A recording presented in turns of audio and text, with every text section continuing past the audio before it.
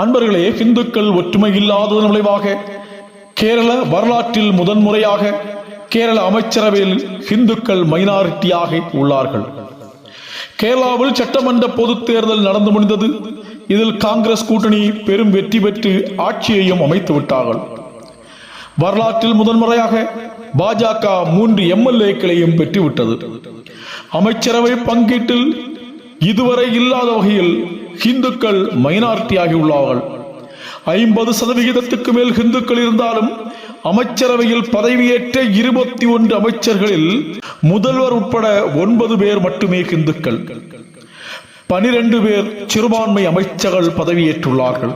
1957 முதல் உள்ள கேரள வரலாற்றில் இந்து அமைச்சர்கள் சிறுபான்மையாக பதவியேற்பது இதுவே முதல் முறை என்பது குறிப்பிடத்தக்கது.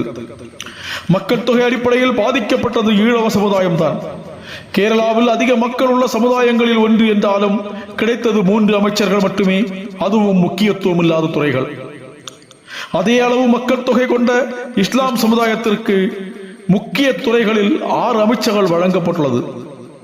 20% எண்ணிக்கை கொண்ட கிறிஸ்தவர்களுக்கும் 6 அமைச்சர்கள் வழங்கப்பட்டுள்ளது. மதச்சார்பின்மை என்று கூறும் போதும் சிறுபான்மை மக்கள் ஒருங்கிணைந்து ஓட்டளிக்கின்றார்கள். ஆனால் இந்துக்கள் ஜாதி, இனம், அரசியல் கூறி ஒற்றுமை இல்லாமல் வாக்களிக்கிறார்கள். இதனால் மக்கள் தொகை அடிப்படையில் கிறிஸ்தவ இஸ்லாமிய பிரிவினருக்கு அதிக அமைச்சர்கள் பதவி கிடைத்துள்ளது.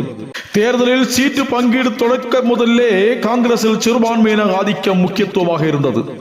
கிறிஸ்தவ இஸ்லாமிய வாக்குகள் உள்ள எல்லா இடங்களிலும் அவர்கள்தான் வேட்பாளராக நிறுத்தப்பட்டார்கள். ஆனால் இந்துக்கள் பெரும்பான்மை உள்ள தொகுதிகளிலும் மற்ற மதத்தவர்கள் வேட்பாளராக்கப்பட்டார்கள். இதே தந்திரத்தை தான் கம்யூனிஸ்ட் தலைமையிலான இடதுசாரிகளும் செய்தார்கள். இருப்பினும் சிறுபான்மை வாக்குகள் காங்கிரஸ் கூட்டணிக்கு அதிகம் கிடைத்தது. CPM கோட்டைகளில் கூட சிறுபான்மைகள் ஒன்றிணைந்ததால் கம்யூனிஸ்டுகள் திணறும் சூழ்நிலை ஏற்பட்டது. காங்கிரஸ் கூட்டணி அரசின் பதவியேற்பு விழாவிலும் இந்த சிறுபான்மை ஆதிக்கம் தென்பட்டது. மேடையில் முழுவதும் பச்சைமயமாக காட்சியளித்தது. ஆம், தரையில் விரிக்கப்பட்டிருந்த ஜமுக்காலத்திலிருந்து மேடை சேர்களில் போடப்பட்டிருந்த போர்வை வரை அனைத்தும் பச்சை நிறமாகவே காட்சியளித்தன.